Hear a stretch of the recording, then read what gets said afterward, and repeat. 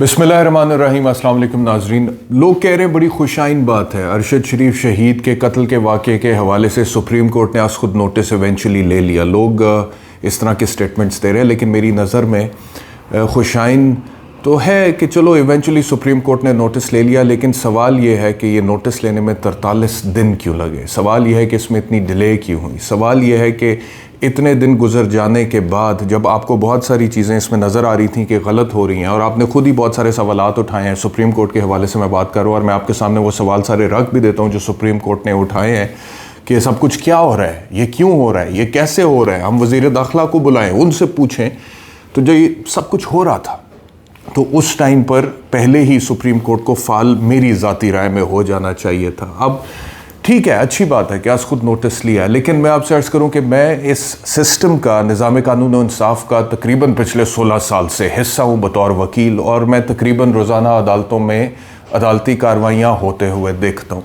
कुछ सवाल वो है जो सुप्रीम कोर्ट ने उठाए हैं कि इस केस में ये क्या हो रहा है, कुछ सवाल वो हैं जो मैं उठाना चाहता हूँ, और वो सवाल जो हैं उनकी बुनियाद में कुछ खदशात हैं कि क्योंकि इस मुल्क में निज़ाम कानून और इंसाफ का जो हाल रहा है पीछे, उसको सामने रखते हुए हमने देखा है कि बहुत सारे केसेस में बदकिस्मती से इंसाफ हो नहीं सका। तो मेरा एक बहुत बड़ा सवाल ये है कि क्या अरशद शरीफ शहीद के कत्ल के केस में इंसाफ हो सकेगा, और क्यों मेरे ये खदशात हैं, ये भी मैं आपसे डिस्कस करता हूँ और बाकायदा तौर पे आपको उसकी वजूहात बताऊँगा। सुप्रीम कोर्ट की ये तो जो अच्छी बात आज खुद नोटिस लेने के बाद कि उन्होंने फौरी तौर पर 2 डायरेक्शंस दिए। नंबर 1, उन्होंने कहा जी कि वो जो फैक्ट फाइंडिंग कमेटी बनी थी उसकी रिपोर्ट अभी तक सुप्रीम कोर्ट में जमा क्यों नहीं हुई, फौरी तौर पर जमा कराएं, और कल के लिए समाअत को मुलतवी किया, और उन्होंने कहा कि हम वो रिपोर्ट पढ़ेंगे और कल समाअत करेंगे। दूसरी डायरेक्शन सुप्रीम कोर्ट ने यह दी है कि अभी तक अरशद शरीफ शहीद के केस में FIR का इंदराज क्यों नहीं हो सका।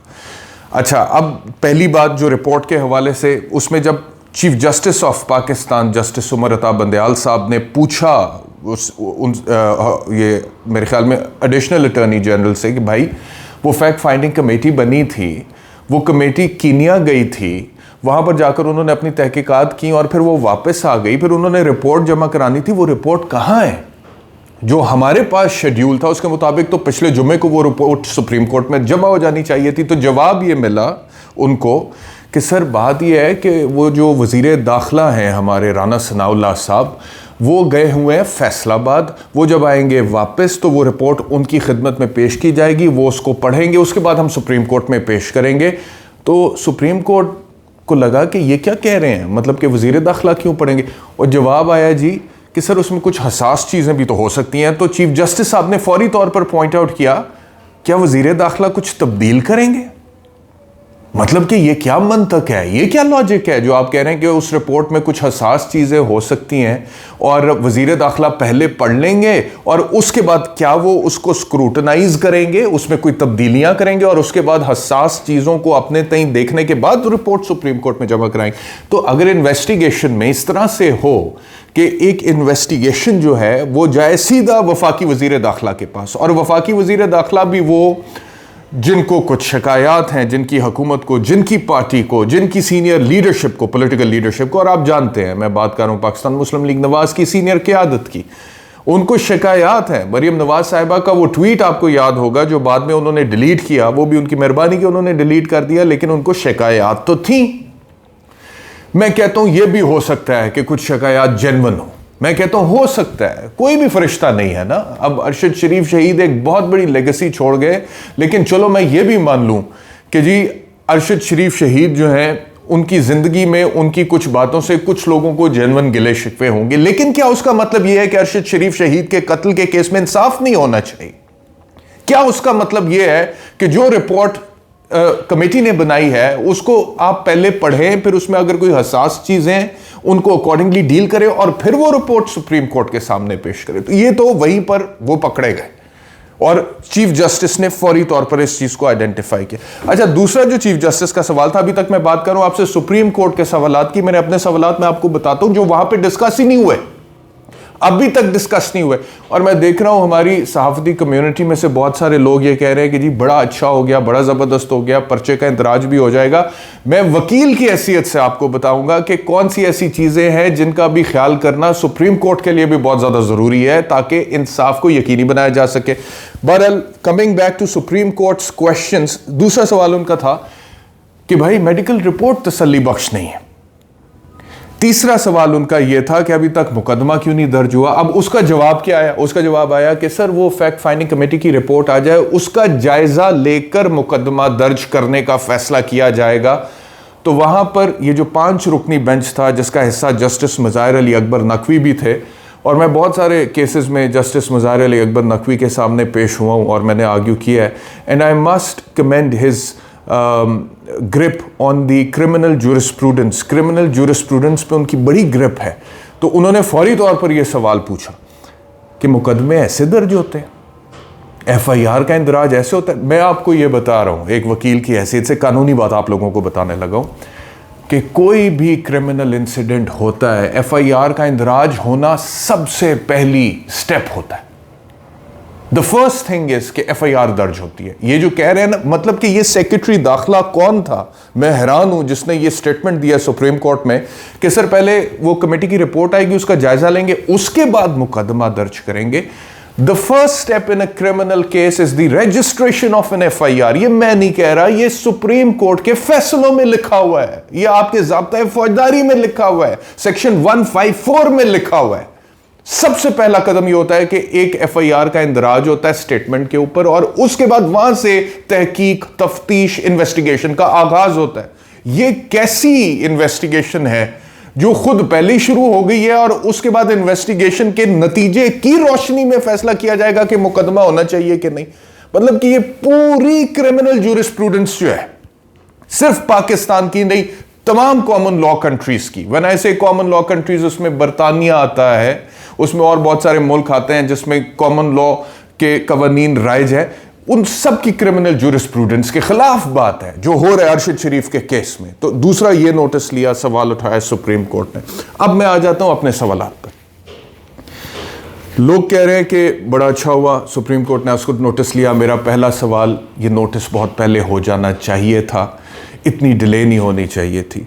तो इतनी डिले क्यों हुई? और फिर जब उस डिले की वजह से बहुत सारी चीज़ें जिसकी आइडेंटिफिकेशन सुप्रीम कोर्ट ने खुद ही कर दी। मेरा दूसरा सवाल कि ये कहा जा रहा है कि जी अब इवेंचुअली मुकदमा दर्ज होने लगा इस केस में। ये तो किसी ने पूछा ही नहीं, और ये तो किसी ने बताया नहीं कि मुकदमा कौन दर्ज कराएगा, उसका मुद्दई कौन होगा, उस दरखास्त को लिखेगा कौन, किसकी दरखास्त पे मुकदमा दर्ज होगा, और उस दरखास्त के मंदरजात कौन लिखेगा, कौन फैसला करेगा। अब मैं आपसे दोबारा मेरिट्स के ऊपर वकील की हैसियत से अर्ज करता हूं कि जब भी कोई क्रिमिनल इंसिडेंट होता है, मिसाल के तौर पर कोई शख्स कत्ल होता है, तो उसके जो घर वाले होते हैं उनका राइट होता है कि वो मुद्दई बने। उनका राइट होता है कि वो बतौर मुद्दई एक दरखास्त लिखते हैं, वो दरखास्त पुलिस में जमा कराते हैं, पुलिस मिनोअन उस दरखास्त को कॉपी पेस्ट करके FIR दर्ज कर देती है। ये कानून कह रहा है, दोबारा सेक्शन 154 का हवाला मैं आपको दे रहा हूं कि कानून का इंसाफ का तकाजा यह है कि जो मकतूल के वारिसान हैं उनमें से कोई एक शख्स मुद्दई बनता है, वो दरखास्त लिखता है, उस दरखास्त के मंदरजात जो होते हैं, जो भी उसका कंटेंट होता है, उसका फैसला वो खुद करता है अपने तईं, और वो लिखने के बाद पुलिस को जमा करा देता है। अब पुलिस उस पर FIR रजिस्टर करती है, उसके बाद वहां से इन्वेस्टिगेशन स्टार्ट होती है। अब उसमें अगर किसी को उसने गलत नामजद कर दी है, या फिर उसने कोई गलत बात वहां पर कह दी है जो कि हकायक के मुनाफी साबित होती है इन्वेस्टिगेशन में जाके, तो उसके ऊपर कंक्लूजन देना आयोग का, इन्वेस्टिगेटिंग ऑफिसर का, तफ्तीशी अफसर का इस्तेहकाक होता है। लेकिन मुकदमा दर्ज मुद्दई की दरखास्त पर होता है। तो मेरा सवाल यह है कि सुप्रीम कोर्ट ने यह तो कह दिया कि मुकदमा दर्ज करें, लेकिन यह नहीं बताया कि किसकी दरखास्त पर दर्ज करें। मैं अब आपसे ये इस वजह से मैं पूछ रहा हूं कि जिस हुकूमत के ऊपर सुप्रीम कोर्ट खुद उंगली उठा रही है कि जी आपने अभी तक रिपोर्ट क्यों नहीं जमा कराई, आप क्या कहना चाह रहे हैं कि वजीर दाखिला रिपोर्ट में तब्दीली कर सकते हैं? आप हमें यह बताएं कि मेडिकल रिपोर्ट क्यों गैर तसल्ली बख्श है, आप हमें यह बताएं कि अभी तक मुकदमा दर्ज क्यों नहीं हो सका, अगर उस हुकूमत पे ही सुप्रीम कोर्ट ने कह दिया कि मुकदमा आज रात तक दर्ज करके बताएं, तो आपको लगता है कि वो मेरिट्स पर दर्ज करेंगे? मेरा तो खदशा यह है कि वो अब अपना ही कोई इंस्पेक्टर, सब इंस्पेक्टर, ASI उसके अंदर मुद्दई बनाएंगे, अपने तई एक दरखास्त वो लिखेगा और उसके ऊपर मुकदमा यानी कि खानापुरी हो जाएगी। उस खानापुरी को सुबह सुप्रीम कोर्ट में जमा करा दिया जाएगा। तो मेरा सिर्फ मकसद यह है कहने का कि भाई सिर्फ इंसाफ जो है वो तभी हो सकता है जब वो होते हुए नजर आए। और वो होते हुए कैसे नजर आता है? जब आप कानून को फॉलो करेंगे, उसको लेटर एंड स्पिरिट में इंप्लीमेंट करेंगे, जो मकतूल के वारिसान हैं उनके जो भी खदशात हैं, उनका जो भी हक है कानूनी तौर पर, वो आप उनको देंगे। और इससे ज्यादा मतलब कि ये दिस इज द लीस्ट जो आप कर सकते। किसी का भाई चला गया, किसी का बेटा चला गया, किसी का बाप चला गया, किसी का शौहर चला गया, FIR दर्ज करने का राइट तो आप उसको दे सकते हैं। या ये बहुत ज्यादा, is it too much to ask for? क्या ये बहुत ज्यादा है? तो ये मेरा सवाल है। और मैं आपको ये बता रहा हूं, मेरा ये वीलॉग देख लें, इसको रिकॉर्ड कर लें। अभी मैं शाम के क्या टाइम हो रहा है, 5:10 हो रहे हैं जब मैं ये वीलॉग रिकॉर्ड कर रहा हूं। रात तक जब खबर आएगी ना कि मुकदमा दर्ज हो गया, आप देख लीजिएगा कि अरशद शरीफ के घर वालों में से कोई इस मुकदमे का मुद्दई नहीं होगा, उनकी दरखास्त पर मुकदमा नहीं दर्ज किया जाएगा। तो ये मेरा एक सवाल है। और मैं समझता हूं कि सुप्रीम कोर्ट कल सुबह जब इस केस की समाअत दोबारा शुरू करेगी और उनके सामने FIR ला के दी जाएगी, तो वो पूछे पुलिस वालों से, हुकूमत से, वजारत दाखिला से, सेक्रेटरी दाखिला से कि भाई ये किसकी दरखास्त पर मुकदमा दर्ज करके ले आए हो? जो वारिसान है मकतूल के, उनके पास गए थे, उनसे कुछ पूछा था, उन्हें कहा था कि हमें दरखास्त लिख के दो, क्या उन्होंने दरखास्त लिख के दी? और अगर लिख के दी तो कहां है?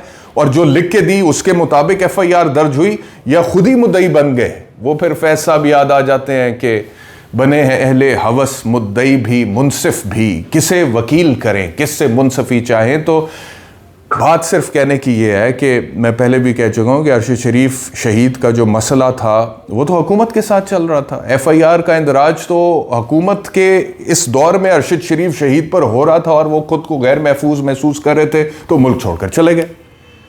और उसके बाद वो वहाँ से दुबई गए। फिर खबर ये आई कि जी दुबई से उन्हें कहलवाया गया कि जी इसको डिपोर्ट करें। तो दुबई वालों ने कहा जी आप खुद अपनी मर्जी से चले जाएं, हम डिपोर्ट नहीं करना चाहते। वो कीनिया चले गए। कीनिया के जंगलात में जाके उन्होंने रेफ्यूज लिया, वहाँ पर उनके साथ ये वारदात हो गई। तो भागे या गए तो वो इस वजह से थे कि वो यहाँ पर खुद को महफूज मौजूदा दौरे हुकूमत में नहीं कर रहे थे। उन्हें लग रहा था कि मेरे साथ कोई जुल्म ज्यादती हो जाएगा, मेरे खिलाफ जो 15 के करीब FIRs दर्ज हुई हैं उसमें मुझे उठाया जाएगा, शायद मुझे टॉर्चर किया जाएगा। So he wanted to get away from it, और इस वजह से वो गए थे। तो जिन वजूहात की वजह से वो गए थे, अब वही लोग उन वजूहात के हवाले से अगर जिम्मेदार हैं, मौजूदा हुकूमत अगर उस हवाले से जिम्मेदार हैं, तो क्या मौजूदा हुकूमत ही सारी तहकीक और तफ्तीश और खुद ही मुद्दई बन जाएगी और खुद ही इन्वेस्टिगेशन कर देगी और खुद ही फिर एक कंक्लूजन ड्रॉ कर देगी? अंग्रेज का एक मकूला आपको बता देता हूं, लीगल ज्यूरिस्प्रूडेंस का, let no man be a जज इन हिज ओन केस। यानी कि किसी को अपने केस में खुद जज नहीं होना चाहिए। तो अब ये सुप्रीम कोर्ट का काम है देखना। मैं यहां तक अर्ज कर सकता था, मैंने कर दिया। मैं जो बता सकता था मैंने बता दिया। ये कुछ सवालात थे, ये आपके सामने पेश कर दिए। अब जब FIR का इंदराज होगा, कॉपी आएगी, मैं भी पढ़ लूँगा, आप भी पढ़ लीजिएगा, और उसके मुताबिक जो बातें मैंने आपसे पहले की हैं वो देख लीजिएगा कि सही साबित होती हैं, गलत साबित होती हैं। और उसके बाद फिर मैं दोबारा आपकी खिदमत में हाज़िर होऊंगा। बहुत शुक्रिया। अल्लाह हाफ़िज़।